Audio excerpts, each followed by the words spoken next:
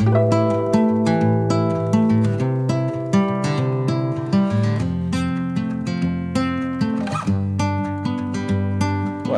hello. Maybe someone knows me. I'm Juan Vuletich. I develop with Smalltalk. And I want to start by saying thank you to some of the people who made all this possible. By all this, I mean Smalltalk, me learning Smalltalk, 25 years of work on Smalltalk, and the active and vibrant community we have today, especially in Argentina. Thank you, Alan, Dan, and Adele. Thank you, Maximo and Leandro. Thank you, Hernan.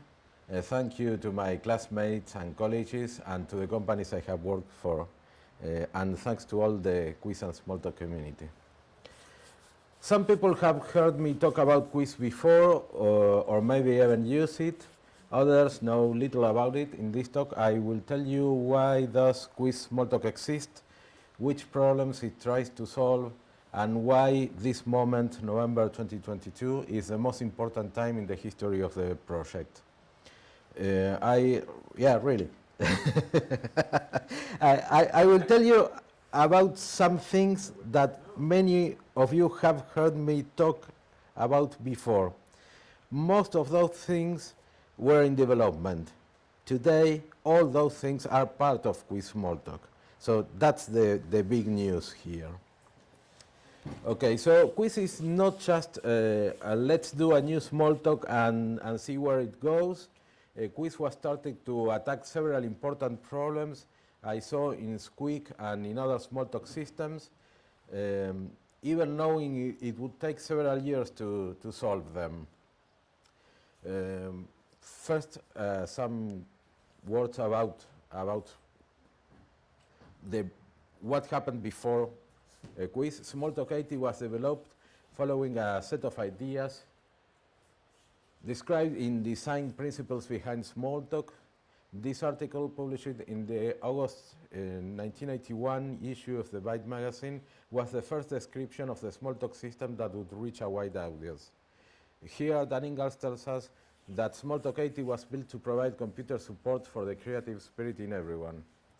And the objective of these specific ideas, these are specific ideas, is to allow programmers to understand, modify, and extend any part of the system.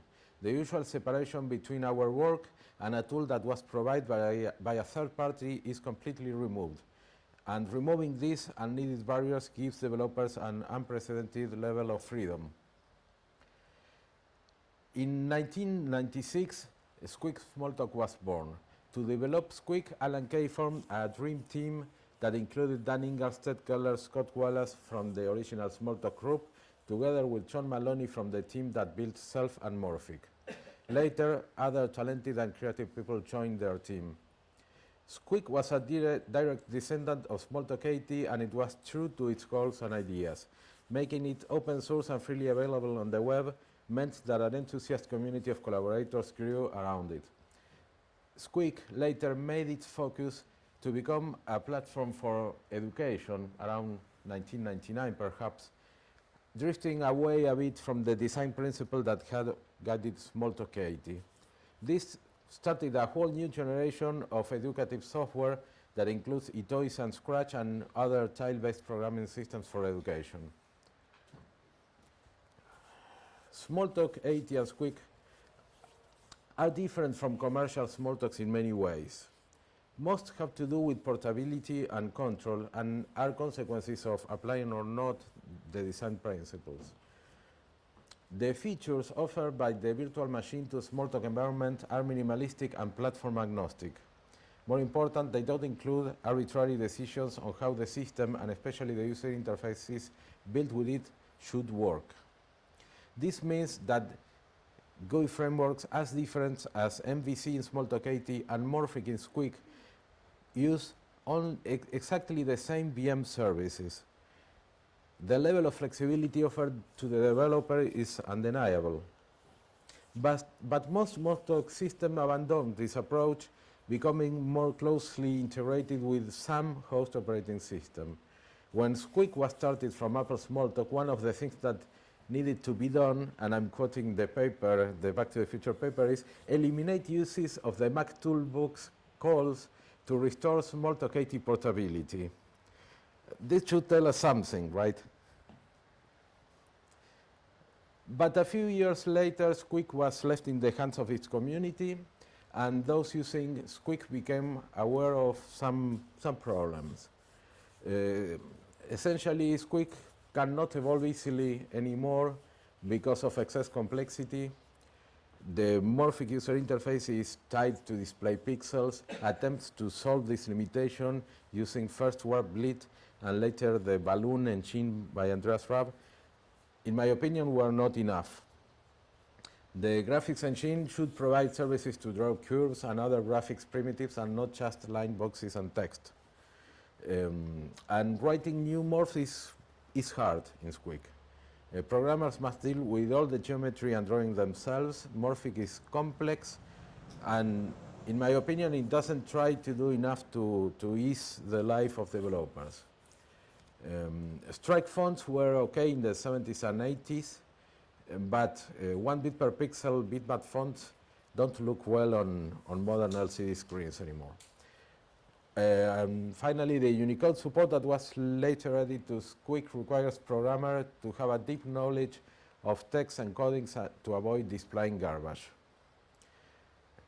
I came up with a conclusion that the root cause of these problems Squeak was running into was leaving behind the design principles. So I decided to try to solve these problems one by following them again.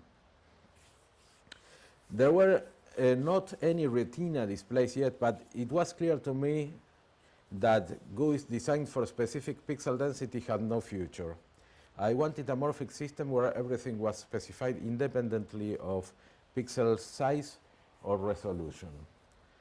But a large community of people without a strong leadership, and as it was before, right? And with a deep devotion for their heritage, was not ready for the disruptive kind of changes that were needed to go where I wanted to go. So in 2003, I got the chance to meet Alan Kay, and during that, that's a picture, during that talk, I told him about these ideas. About that time, Andreas Raab was working on his own replacement for Morphic, he called Tweak. So I asked Alan, should I wait for Tweak and maybe adopt it? And he said, that's a very good question, and the answer is always the same. No, you should not wait. You should never wait. So I followed his advice.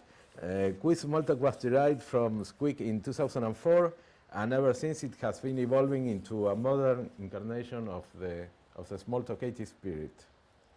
These are some project landmarks over 19 years. During this time, Cuis was updated to the latest developments in the Squeak world, adopting the Open Smalltalk VM that included support for true block closures, high-performance jitter, and later 64-bit support. Other developments were done specifically for Cuis. This includes a huge cleanup, reduction, and refactor of almost every part of the system. Additionally, I added a source code format for optional code packages and a workflow to enable collaboration on GitHub. But the most important pieces of work were done to solve the problems I found in Squeak. Let's go over them. Global coordinates. Because every morph uses global integer pixel coordinates, all the GUI-related code needs to deal them with all the time. Anybody who tried to build new morphs know how complicated things can get. Just moving around a morph on the screen will mean updating the coordinates for dozens of nested submorphs. Scaling and rotating becomes very complicated. And the solution has been already suggested by John Maloney in an interview done for the Squeak News electronic magazine in 2001, I believe. Every morph should define the space and coordinate system in which its submorphs would live. Coordinates are real number, not integer. and the programmer of a morph only needs to deal with some geometry that makes sense for that morph and don't care about anything else. All conversions and other technical details should be handled by the framework. Converting Morphic from the old design into this new design took several years and was done in small incremental steps. Assuming that it is reasonable to call the Morphic 1 the original implementation itself, and Morphic 2 the version is Squeak, I decided that Morphic 3 was a good name for this new design. Another problem, the visual quality of graphics. In those times, the quality of graphics, we're talking 20 years ago, the quality of graphics drawn by most applications was not very good, and LCD displays only made this more evident. Commercial applications tried to make this less obvious by the heavy use of hand-drawn bitmaps done by professional graphics designers. The reason is that even if they try to do some anti-aliasing, the conventional pixel coverage technique can really avoid pixelation. Most graphic software is still written with the idea that pixels are square tiles that cover the screen. In addition, the set of primitives provided by Squeak is limited. And the solution to this problem required some real work. The theory to describe aliasing and how to avoid it has been part of the fields of optics and signal processing for decades. Designers of photo and movie cameras know very well that they need to match the optical system, the lens, to the sensor they are using, and in most cases even add a low-pass optical filter. And designers of digital sound recording systems know very well that they must do proper low-pass filtering before sampling audio.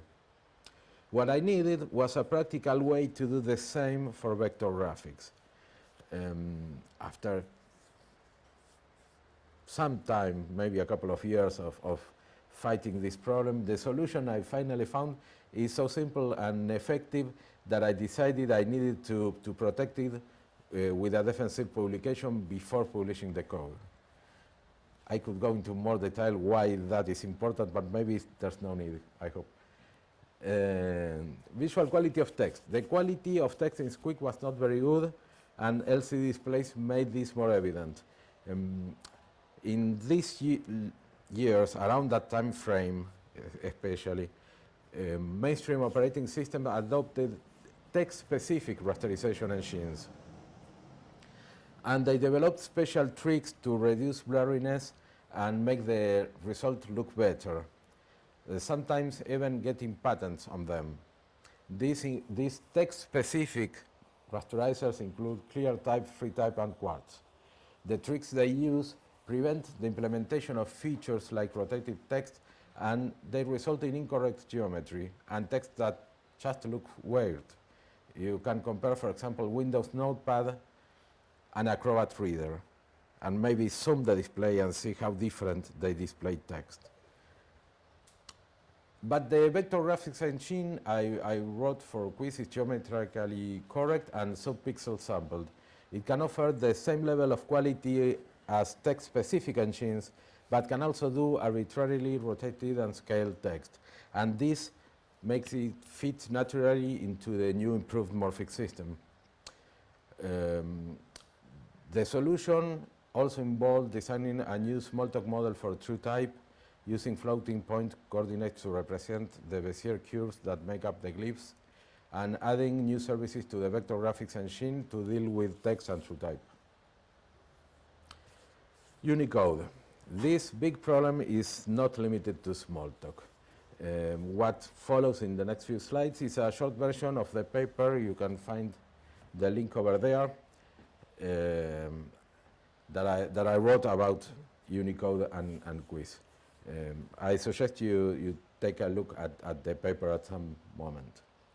So why does everybody have trouble with Unicode? And by everybody, I mean everybody. Okay. And perhaps the main reason is backwards compatibility. And in Cuis, we were able to take a fresh look at Unicode and try to come up with good solutions without being limited by compatibility with existing applications. That is a big advantage. So let's ask some basic questions. What is a string? Everybody knows that a string is a sequence of bytes that represents characters, right? It has been so at least since the C programming language. So what is an ASCII string? Well, it's the same as a string. It's a sequence of bytes that represents characters. So what is a Unicode string then? Well, it is a string, but now several bytes may represent a single character, right? No, this is not right. This is wrong. So this is Smalltalk, right? So a language that was designed to let any programmer define new data types. We need to think a bit what we would like strings and characters to look like, what protocol makes sense for them, and then implement only that as the public protocol for the related classes. So a string is a data type with an external protocol that behaves like a sequence of characters, not what we said before. And a character is a data type that represents an element in a written language, and its external protocol must reflect that. Their internal representation is irrelevant to users and is protected by encapsulation. And there may be a family of implementations that are interchangeable thanks to polymorphism. And most users, most programmers, don't care about these details at all. So a string should never be a sequence of bytes or words, okay? The language of libraries should never require the programmer to know the encoding of some string only because the implementation doesn't know by itself. Encoding from string to byte should always answer a byte array. Decoding to get a string should only be done on byte arrays, okay? An operation that takes a string, encodes it with an encoding, and the answer is a string, is wrong, is broken. The answer makes no sense, okay? Access methods should never handle words of byte such characters. The only exception may be private methods used by the implementation itself. In short, strings should work just like numbers, okay? There are many kinds of them. They use different kinds of bit patterns internally, and you usually don't care about that, and they can convert in each other's types as needed to be compatible. I designed a new data structure to represent the glyphs, and this is the contours built with Bezier curves. It only uses 2 objects per font, one large integer array for indexing and one even larger float array for geometric parameters. This data structure lets us find the position in the float array for the information about any code point using only just a few array accesses using the already available UTF-8 bytes. It is integrated into the VM plugin for the vector engine, making text display very fast, even if applying any geometric transformation as Morphic 3 allows.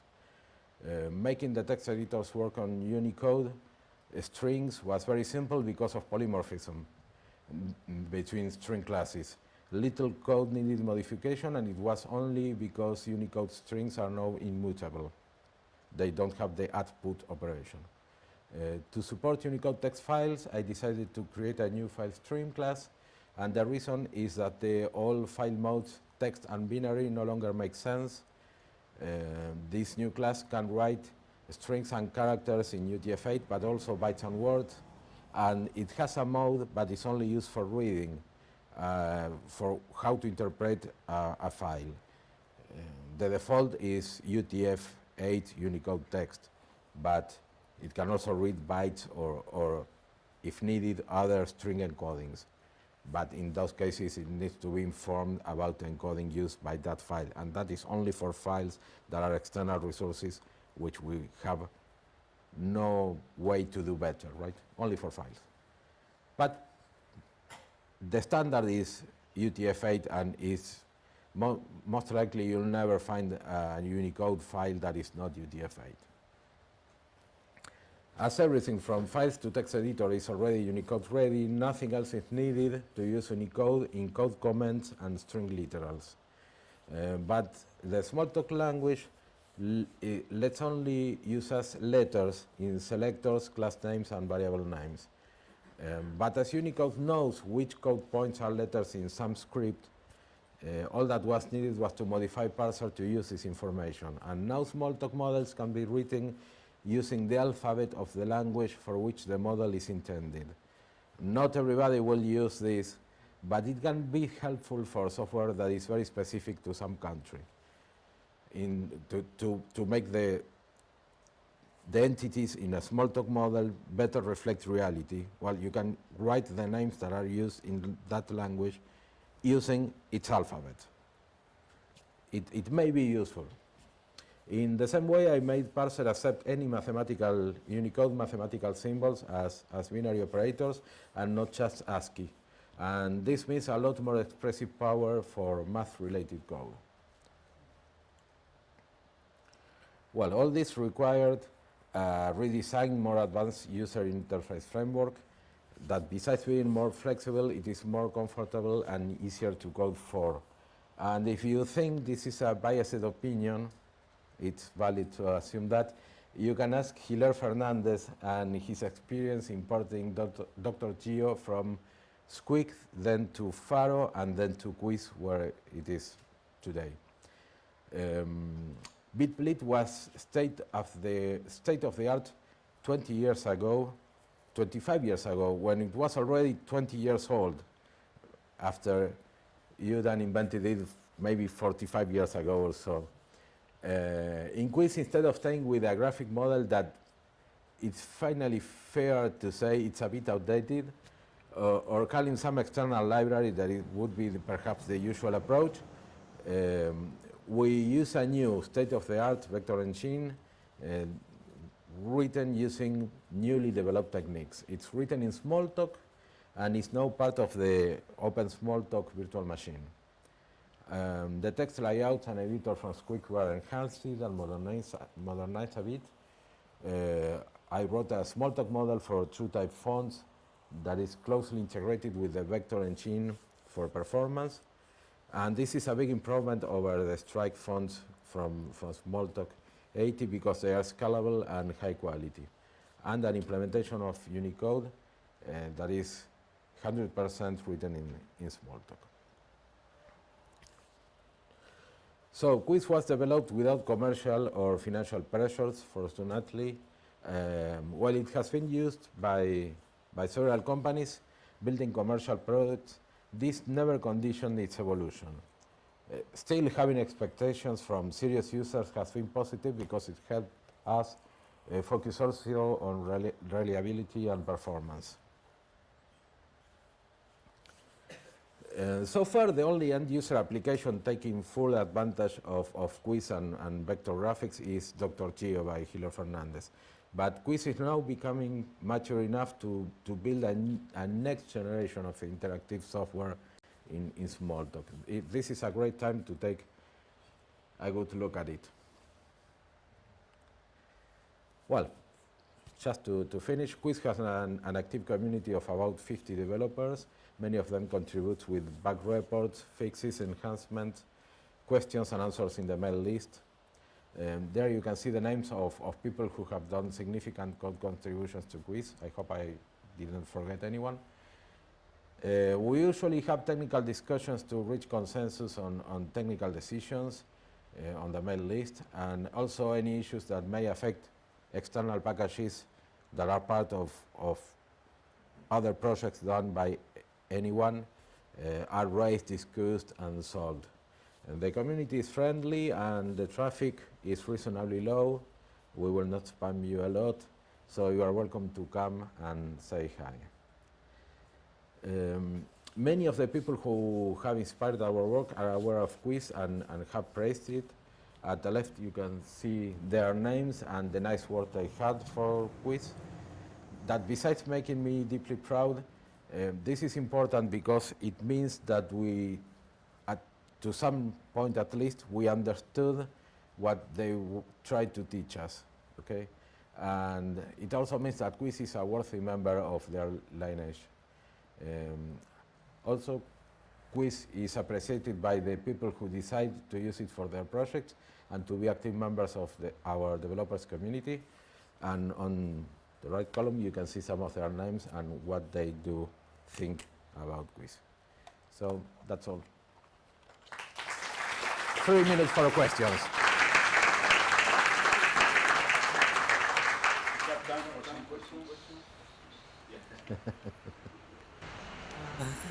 Thank you, Juan. A very short question, or rather a proposal.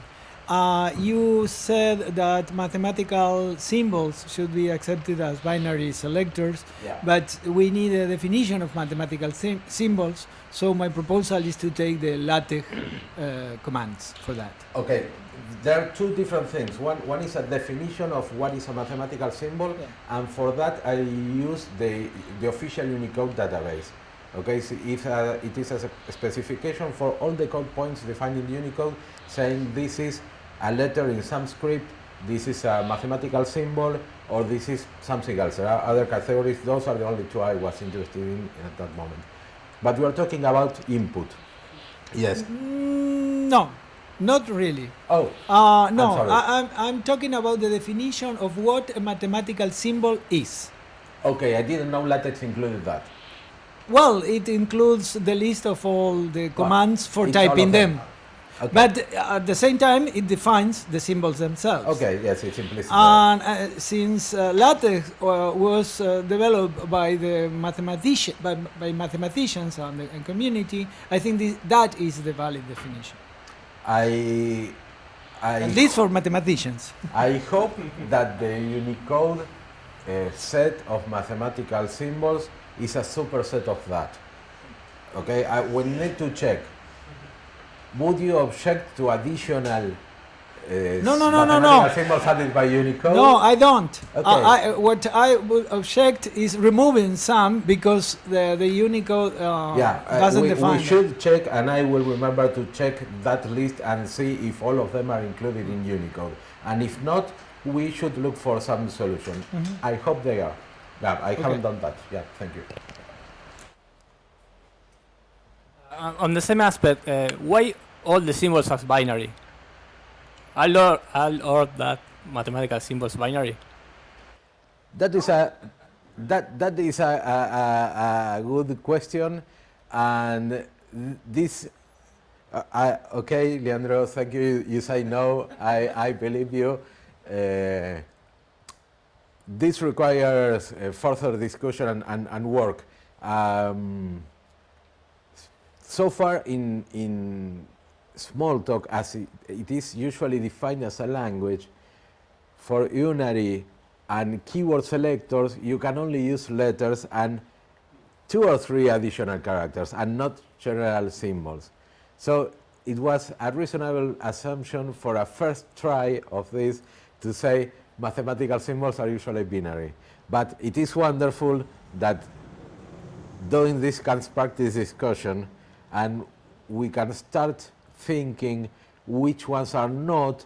And well, I haven't read your paper, but it's about extending syntax. So perhaps the solution is there. I have no clue, but we need to think what to do with that. No, but, it's a new problem. I'm saying. I want this to be recorded.